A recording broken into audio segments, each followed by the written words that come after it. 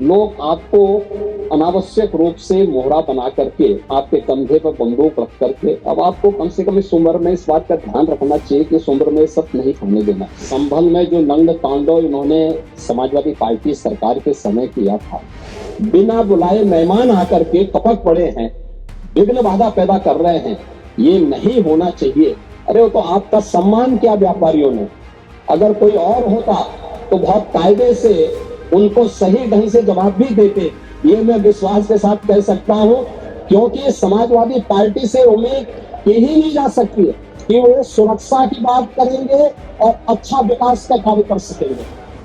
अध्यक्ष जी, समाजवादी पार्टी और लोकतंत्र ये नदी के दो अलग अलग छोर हैं। इनका अरे सुनिए ना, कब से विश्वास हो गया, कब से लोकतंत्र में लोगों का विश्वास हो गया, इनके मुंह से ये शब्द शोभा नहीं देते हैं। स्वाभाविक रूप से संभल में जो नंग तांडव इन्होंने समाजवादी पार्टी सरकार के समय किया था, आज जब वहां पर उसका शुद्धिकरण का अभियान चल रहा है, तो अगर आपको हवन डालना है तब तो ठीक बात है, लेकिन अनावश्यक रूप से हर एक जगह न्यूसेंस क्रिएट करना, अपनी नकारात्मकता से उस क्षेत्र के विकास को अवरुद्ध करना, संभल हो, बहराइच हो या गोरखपुर, ये समाजवादी पार्टी हर जगह यही करती है। गोरखपुर के विरासत गलियारे के बारे में पंडित जी आप इतने वरिष्ठ हैं,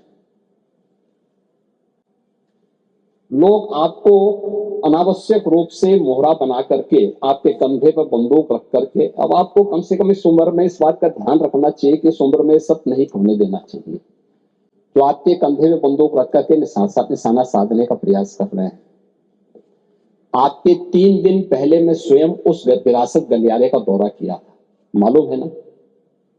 मैं एक व्यापारी से बात किया था और बातचीत करके, वो गोरखपुर के सबसे पुरानी मंडी है, आप तो गोरखपुर में पढ़े भी हैं, और सबसे पुराना बाजार है, लेकिन कंजेशन होने के नाते, अवैध कब्जा होने के नाते वहां पर उस कंजेशन को दूर करके आज सड़क बनाई जा रही है।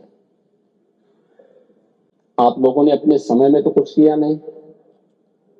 वहां के मासूम बच्चे दम तोड़ते थे बीमारी से, इंसेफ्लाइटिस से 700 से लेकर 1500 बच्चों की प्रतिवर्ष मौत होती थी।